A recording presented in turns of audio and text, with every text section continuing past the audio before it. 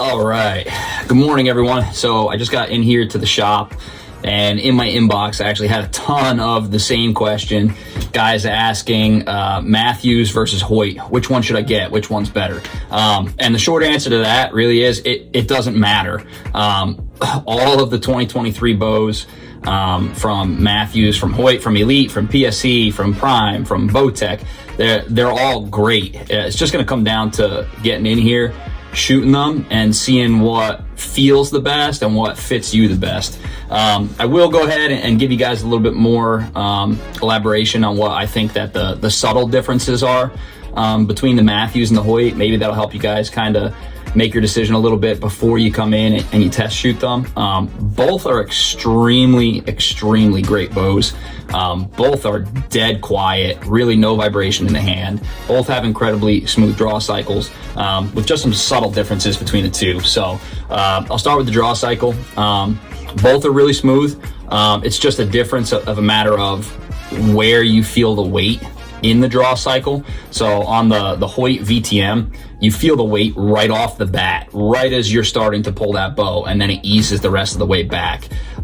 Whereas the Mathews, it's a little bit easier off the start, but you get that weight more right there in the middle of the draw cycle.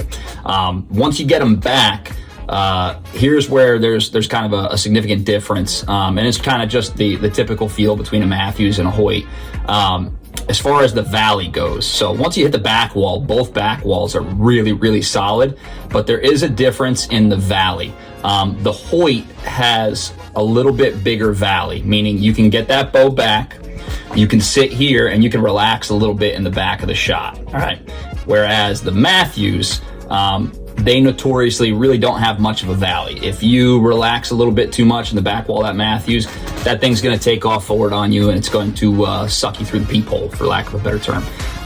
But again, if you're used to shooting that, and if you're pulling through the shot like you should, really no difference there between the two. Speed-wise, I shot them both through the chronograph yesterday.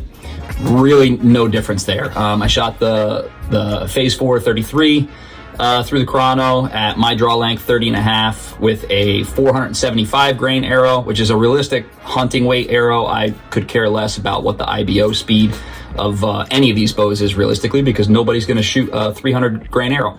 We're going to shoot a hunting arrow. So I shot them with a 475 grain arrow. If I remember right, the Mathews was at 286.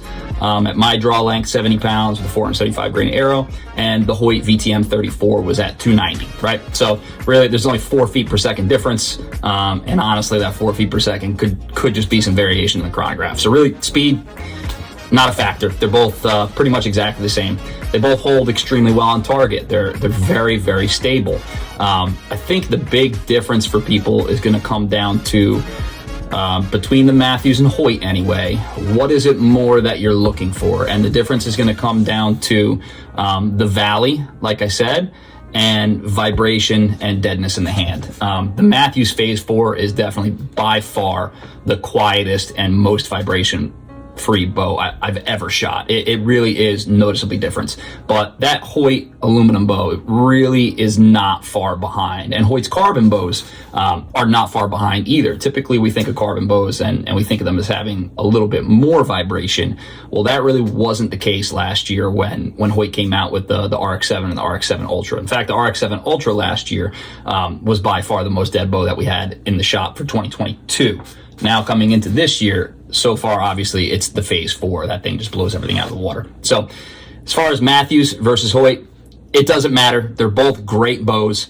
Come in, shoot them. You can't make a bad choice. If you like the one that's going to be just the most dead in the hand, you're probably going to lean towards the Mathews. If you want something that's, going to have a little bit more of a valley in the back wall, you're probably going to lean towards the Hoyt. But at the end of the day, you can't pick a bad bow out of the top companies. Again, that's from Mathews, Hoyt, Elite, Prime, PSE, or Bowtech. So